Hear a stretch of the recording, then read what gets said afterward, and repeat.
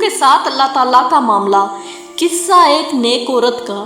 ایک بزرگ فرماتے ہیں کہ ایک مرتبہ میں طواف کر رہا تھا، دفتن میری نظر ایک لڑکی پہ پڑی جس کے کندھے پہ ایک کمسن بچہ بیٹھا تھا اور وہ یہ ندا کر رہی تھی، اے کریم اے کریم، تیرا میرا گزرا زمانہ۔ میں نے پوچھا وہ کیا چیز ہے جو تیرے اور مولا کے درمیان گزری؟ کہنے لگی میں ایک مرتبہ کشتی پر سوار تھی، تاجروں کی ایک جماعت ہمارے ساتھ، پانی ہوا ایسے زور سے آئی کہ وہ کشتی غرق ہو گئی اور سب کے سب ہلاک ہو گئے، اور میں اور یہ بچہ ایک تختہ پر رہ گئے، ایک حبشی آدمی دوسرے تختہ پر، ہم تین کے سوا کوئی بھی یہاں نہ زندہ بچا تھا۔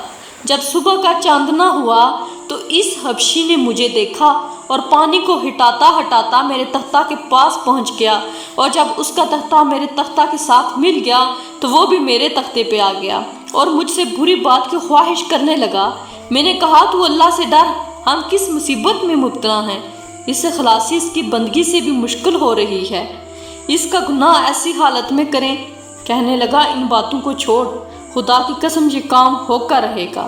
یہ بچہ میری گود میں سو رہا تھا، میں نے چپکے سے ایک چٹکی اس کی بھر لی جس کی وجہ سے ایک دم وہ رونے لگا۔ میں نے اس سے کہا اچھا ذرا ٹھہر جا، میں اس بچے کو سلا دوں، پھر جو مقدر میں ہوگا ہو جائے گا۔ اس حبشی نے اس بچے کی طرف ہاتھ بڑھا کر اس کو سمندر میں پھینک دیا۔ میں نے اللہ پاک سے کہا اے وہ پاک ذات جو آدمی کے اس کے دلی ارادہ میں بھی حائل ہوتی ہے، میرے اور اس حبشی کے درمیان تو ہی اپنی طاقت اور قدرت سے جدائی کر، بے تردد تو ہر چیز پر قادر ہے۔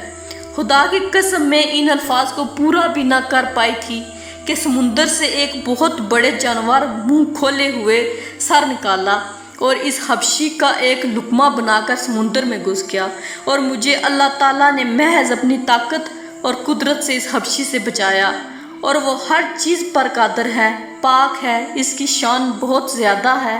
اس کے بعد سمندر کی موجیں مجھے تپڑاتی رہیں یہاں تک کہ وہ تختہ ایک جزیرے کے کنارے سے لگ گیا۔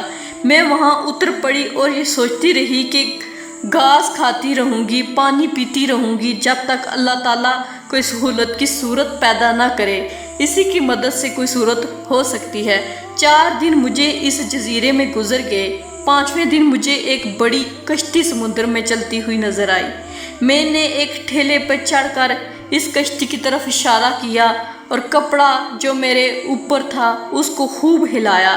اس میں سے 3 آدمی ایک چھوٹی سی ناؤ پر بیٹھ کر میرے پاس آئے اور میں ان کے ساتھ اس ناؤ پر بیٹھ کر اس کشتی پر پہنچ گئی، تو میرا یہ بچہ جس کو حبشی نے سمندر میں پھینک دیا تھا ان میں سے ایک آدمی کے پاس تھا۔ میں اس کو دیکھ کر اس پر گر پڑی، میں نے اس کو چوما، گلے سے لگایا اور میں نے کہا کہ یہ بچہ میرا ہے، میرا جگر، میرا پیارا ہے۔ اور کشتی والا کہنے لگا تو پاگل ہے، تیری عقل ماری گئی ہے۔ میں نے کہا نہ میں پاگل ہوں اور نہ میری عقل ماری گئی ہے، میرا عجیب قصہ ہے۔ پھر میں نے ان کو اپنی سرگزشت سنائی۔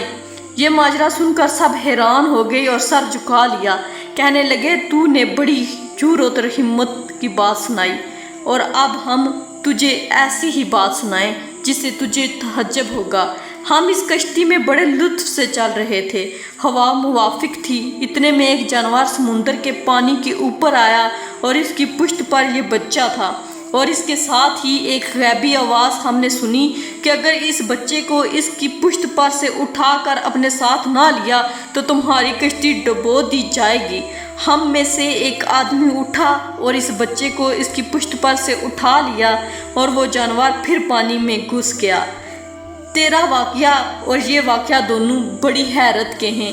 ہم سب عہد کرتے ہیں کہ آج کے بعد اللہ تعالیٰ ہمیں کبھی کسی گناہ پر نہ دیکھے گا۔ اس کے بعد ان سب نے توبہ کی، اور وہ پاک ذات کتنی مہربان ہے، بندوں کے احوال کی خبر رکھنے والی ہے، بہترین احسانات کرنے والی ہے۔